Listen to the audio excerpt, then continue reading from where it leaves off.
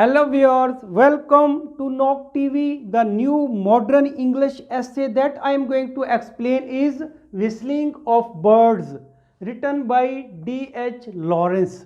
D.H. Lawrence was an English writer and he was born in 1885 and died in 1930.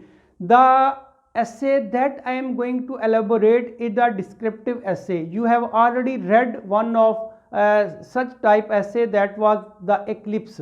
इससे पहले आप eclipse पढ़ चुके हैं, ग्रहण के बारे में, वो भी डिस्क्रिप्टिव ऐसे था और ये भी डिस्क्रिप्टिव है। डिस्क्रिप्टिव क्या होता है? एक बयान किया जाता है, एक नरेशन नहीं होती इसमें, उसको एक बयान किया जाता है। इसमें क्या बयान किया गया है? तो let us move toward the topic of the essay that is whistling of the bird. There are three words in the title, whistling of the bird. whistle देखें, whistle वर्ब भी होता है, whistle नाउन भी होता है, but when we use इंग form with verb की first form के साथ जब इंग लगाते हैं तो इससे हम कहते हैं जेरंड, और ये जेरंड ही यूज़ हुआ है, एज ए नाउन यूज़ किया गया है। विस्लिंग कहते हैं परिंदों की आवाज़ को, परिंदों की चिरपिंग को। ऑफ यहाँ पे पोजेशन दिखाया गया है बर्ड्स और विस्लिंग के दरमियान, तो बर्ड यहाँ नाउन है, ऑफ यहाँ प्रेपोजिशन है। तो ये परिंदों की चहचहाट है। इसका आधा मीनिंग इसके टाइटल से ही निकल रहा है। परिंदे कब चहचहाते हैं? जब वो खुश होते हैं। परिंदे कब विस्लिंग बजाते हैं? जब वो खुश होते हैं। इंसान भी देखें वो गुनगुनाता है तब जब वो अंदर से खुश होता है। तो अब ये कौन सी खुशी है, कैसी खुशी मिली है? जब एक परेशानी के बाद खुशी मिलती ना, वो एक उसका एक अलग ही मज़ा होता है, उसका एक अलग ही टेस्ट होता है, उसकी एक अलग ही खुशी होती है। ऐसा ही कुछ यहाँ हुआ है। यहाँ विंटर और स्प्रिंग का दोनों का कंपैरिजन कराया गया है, दिखाया गया है कि विंटर में इंसान की ज़िंदगी और जानवरों की ज़िंदगी और बर्ड की ज़िंदगी किस तरह एक जामद होकर रह जाती है।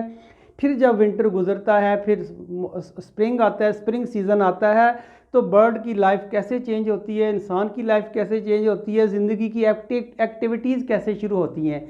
लेकिन यहाँ दोनों सीज़न दिखाए गए हैं, विंटर और स्प्रिंग, लेकिन विंटर दिखाया नहीं गया। विंटर के बारे में बताया गया है कि ऐसा हुआ था, लेकिन अब चेंज होके स्प्रिंग आ गया है। तो फर्स्ट सेंटेंस आप देखें, opening sentence of your essay is, ये है the Frost held for many weeks. यहाँ से आप अंदाज़ा लगा सकते हैं, होल्ड की दूसरी फॉर्म है हेल्ड, इसका मतलब पास्ट टेंस की बात कर रहा है। उसने कहा भी है, कह रहा है अभी कल ही तो सर्दी ख़त्म हुई है, यस्टरडे लगाया उसने, पास्ट में बात ले गया है, यानी सर्दी ख़त्म हो गई है, विंटर ख़त्म हो गया है। अच्छा बात आपकी देखें, विंटर जो है ना, ये आप इसको सब कॉन्टिनेंट का विंटर ना समझें आप। सर्दी यहाँ तो आती ही नहीं, पाकिस्तान, इंडिया, बांग्लादेश में। ये बात कर रहा है जहाँ जून में भी बर्फ़बारी होती है, जहाँ जून में भी स्नो फॉलिंग होती है। आपने इससे पिछला चैप्टर पढ़ा है एक्लिप्स, उसमें भी ऐसा ही था। जून में जब एक्लिप्स लगा था, सूरज ग्रहण लगा था, तो लोग नॉर्दर्न की पहाड़ियों की तरफ गए थे वो देखने के लिए, ट्रेन पे बैठ के, अपनी कार में बैठ के। तो आपने देखा था वहाँ भी उसने कहा था कि पहाड़ों पे बर्फ़ गिरी हुई थी और वो सॉफ्ट थी। इट वाज न्यूली, ये न्यूली जिसे कहते हैं ना कि बर्फ़बारी थी, ये स्नो फॉलिंग थी।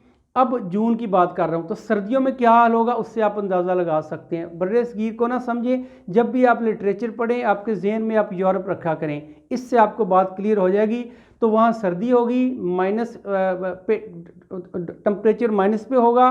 तो यहाँ ये कह रहा है कि वो दिन गुजर गए हैं, वो उसने बताए ज़रूर हैं लेकिन गुजर गए बताए हैं। देखिए उसने कहा था फ्रॉस्ट कहते हैं कोहर को, धुंध को, सर्दी को, विंटर को। विंटर के कई नाम यहाँ लिखे हैं उसने, विंटर भी कहा उसको, फ्रॉस्ट भी कहा उसको, ब्लैक टाइड भी कहा उसको। और इस तरह ये कह रहा है कि हेल्ड सेकंड फॉर्म में पास्ट टेंस की बात कर रहा है, कह रहा है वो अभी वीक्स, कुछ हफ्ते रहने के बाद फ्रॉस्ट यानी सर्दी कहता है चली गई है।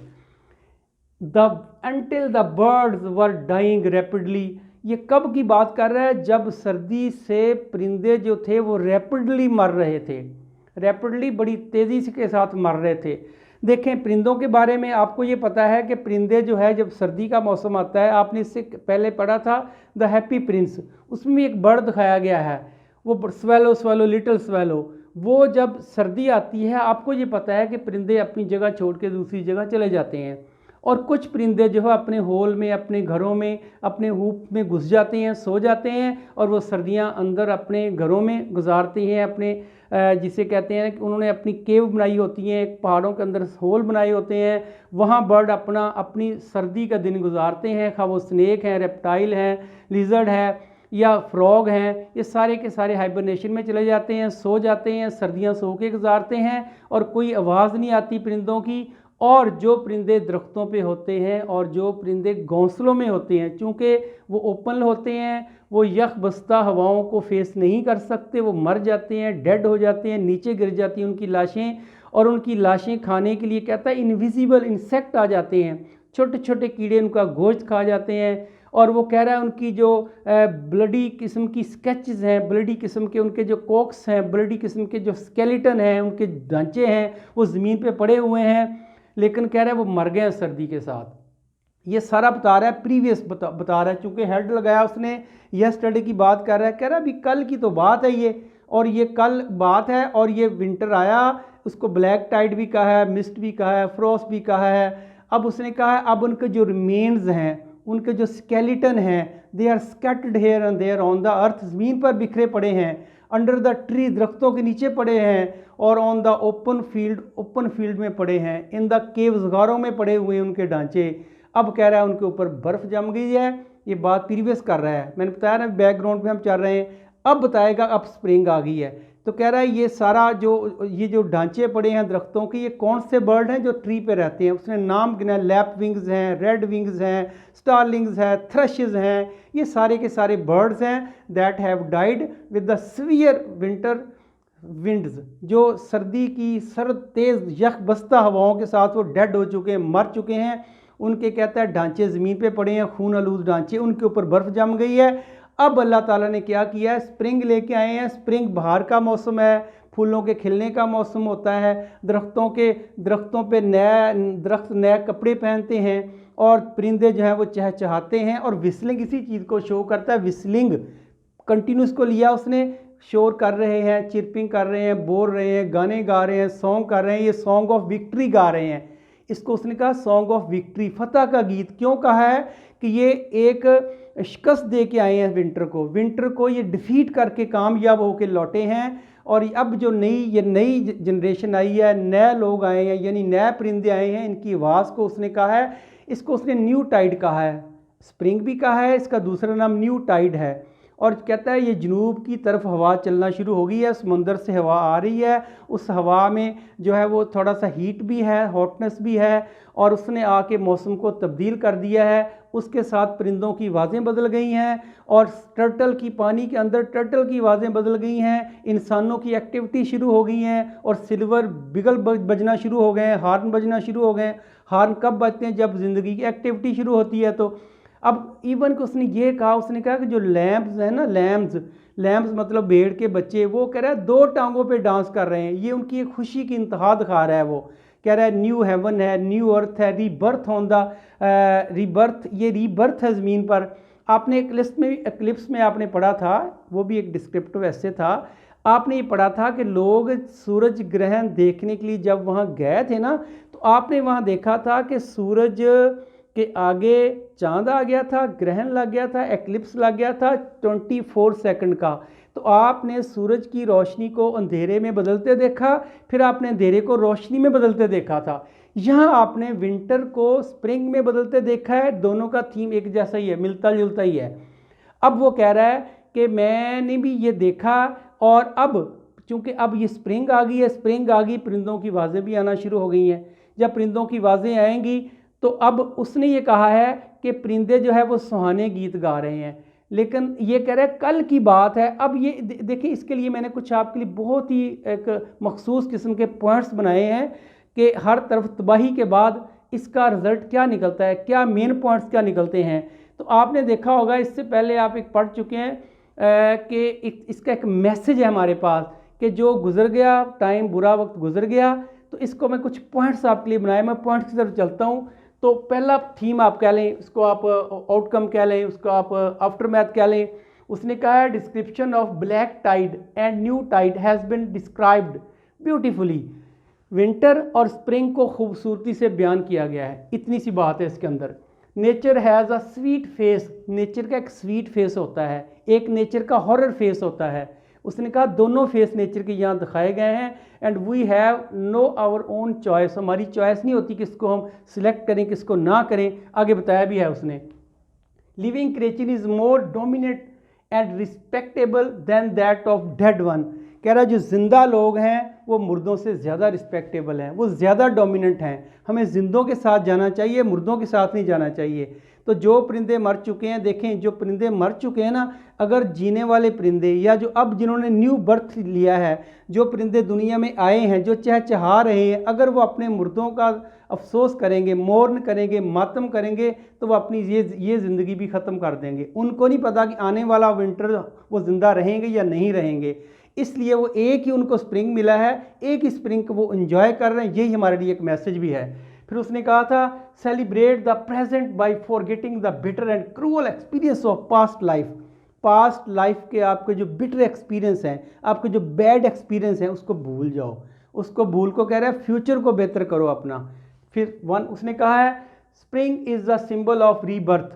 स्प्रिंग जो है ये सिंबल है, किस चीज़ का सिंबल है? रीबर्थ का सिंबल है। फिर उसने कहा चिरपिंग का सिंबल है, विस्लिंग का सिंबल है, एंड लिविंग और जिंदा दिली का सिंबल है, ज़िंदगी का सिंबल है। ज़िंदा रहना है तो ज़िंदा लोगों में शुमार हो, ज़िंदा लोगों के साथ चलो, ज़िंदा लोगों का साथ दो, मुर्दों के ऊपर आप अपना टाइम वेस्ट मत करो। फिर उसने कहा था कि death is life, death and life go parallel but never meet. ये इसमें दिखाया गया। देखें डेथ परिंदे मरे हैं, फिर रीबर्थ भी हुई है, दोबारा पैदा भी हुए हैं। कहता है ये मरने और जीने का सिलसिला अज़ल से चला आ रहा है और अब तक रहेगा। और एक मौत जो होती है वो किसी और के लिए मे भी ज़िंदगी का पैगाम लाती हो, क्योंकि ऐसा होता है दुनिया में, कहीं एक अगर मरता है तो कहीं ना कहीं एक पैदा भी होता है। एक मौत जो है वो किसी के लिए ज़िंदगी का बायस बन सकती है, उसकी जगह अल्लाह ताला ने किसी और को लाना होता है। तो ये कह रहा है कि ये बट नेवर मीट, ये कहता है साथ साथ चलते हैं, दोनों पैरेलल हैं, जस्ट लाइक द रेल की पटरियां दो होती, ऐसे पैरेलल पैरेलल चलते हैं ये ज़िंदगी और मौत। फिर उसने कहा था we can not recycle the cycle of season. जो सीज़न का साइकिल होता है ना, सीज़न का साइकिल क्या होता है? विंटर आता है, समर आता है, स्प्रिंग आता है, ऑटम आता है।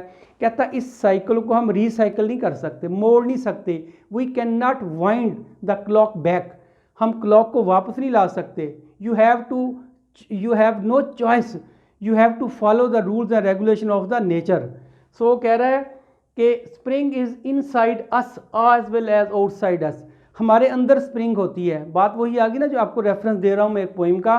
उसने कहा कि हमारे अंदर जो है वो स्प्रिंग होती है, हमारे अंदर बहार होती है। जब अंदर बहार होती है हमें बाहर भी नज़र आती है, लेकिन हमारे अंदर की बहार अगर स्ट्रॉन्ग है तो बाहर का विंटर हमारा कुछ नहीं बिगाड़ सकता। यही इसने लिखा था। फिर उसने कहा था Frost is gateway of spring. वही बात, जो फ्रॉस्ट है, सर्दी है, कोहर है, मौत है, मौत यहाँ कहा गया है। कह रहा है ये अगली दुनिया के लिए एक गेटवे है, ये एक रास्ता है आगे जाने के लिए। क्योंकि विंटर आएगा तो स्प्रिंग आएगा ना, विंटर नहीं आएगा स्प्रिंग कैसे आएगा? तो यानी ज़िंदगी की मुश्किलात जो हैं ये इसके साथ सिंबलाइज किया गया इसको। फिर उसने कहा था इसका एक मैसेज ऑप्टिमिज़म का मैसेज है। ऑप्टिमिज़म यानी कि नेगेटिविटी का मैसेज नहीं दे रहा, ये पॉजिटिविटी का मैसेज दे रहा है।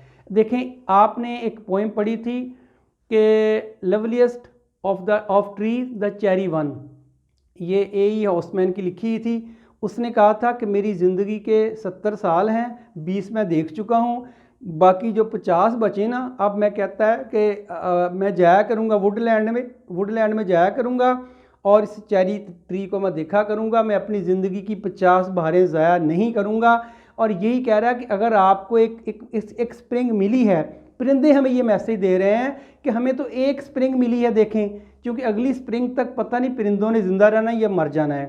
कह रहा है लेकिन इंसान तो कई बहारें देखता है ना, हमारी तरह वो तो एक बहार नहीं देखता ना। कहता है इंसान फिर भी परेशान रहता है। और उसने बड़ी खूबसूरत एग्जांपल दी है जो है उसकी loveliest of tree the cherry now, कि उसमें भी वो कह रहा है मेरी जो 50 साल बाकी ज़िंदगी है, मैं 50 बहारें वुडलैंड में जाया करूँगा, चेरी को देखा करूँगा, उसके खिले हुए फूलों को देखा करूँगा। हालांकि 50 साल ज़िंदगी में विंटर भी आएगी, लेकिन वो पॉजिटिव थिंकर है। यही मैसेज यहाँ दिया उसने, ऑप्टिमिज़म का मैसेज है कि हमें ऑप्टिमिस्ट होना चाहिए, नॉट पेसिमिस्ट। फिर उसने कहा था birds are not stuck with the their dead, परिंदे अपने मुर्दा जानवरों के साथ नहीं चिपके हुए।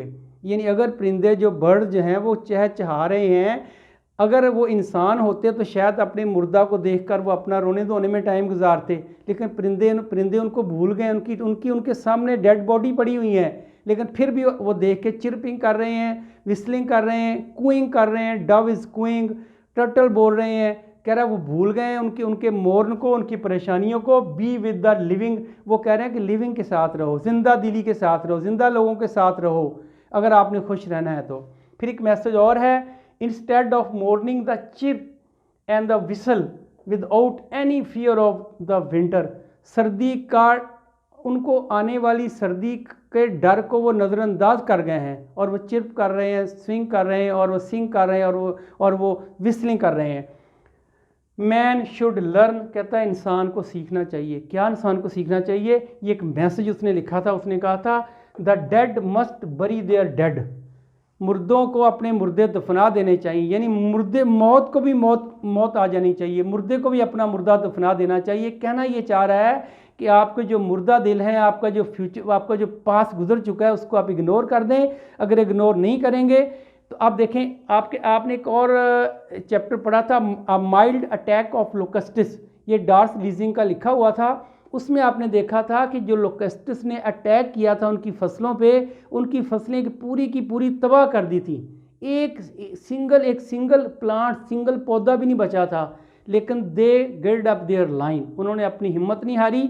और जो लोग हिम्मत नहीं हारते, परेशानियों के आगे झुकते नहीं हैं, फिर परेशानियाँ उनका कुछ नहीं बिगाड़ सकती। उसी फार्मर की एग्जांपल दी है कि किस तरह उन्होंने दोबारा अपने आप को जो था वो गर्ड अप किया और दोबारा अपनी फसलें काश्त की, उनको ज़्यादा, पहले से ज़्यादा प्रॉफिट हुआ। इसी तरह और एग्जांपल हिरोशिमा और नागासाकी की है, तबाह हो गए थे लेकिन उन लोगों ने हिम्मत नहीं हारी और दोबारा अपने पाँव पे खड़े हो गए।